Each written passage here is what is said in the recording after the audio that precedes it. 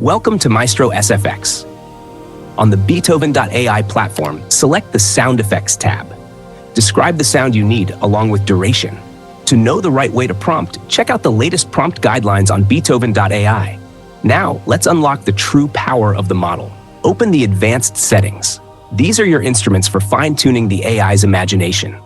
First is negative prompts. Think of this as your sculpting tool.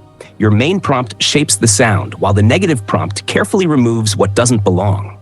Use it to tell Maestro what to avoid: specific sounds, background noise, or any detail that doesn't fit your vision. Next is creativity. Set it low for a literal, predictable interpretation of your prompt. Turn it high to let the AI explore, invent, and take risks. It's your switch for breaking creative blocks and unlocking fresh ideas. Next, refinement. This controls the level of detail and polish. Fewer steps generate faster, giving you a rawer, more organic sound. Finally, the seed. By default, this number is random, ensuring every generation is unique. But if you create a sound you love, save its seed number. By using the same prompt, the same settings, and that exact seed, you can get very close to that sound. Hit the Create SFX button. Once you have your sound, you have a suite of controls: preview, like, dislike, and share.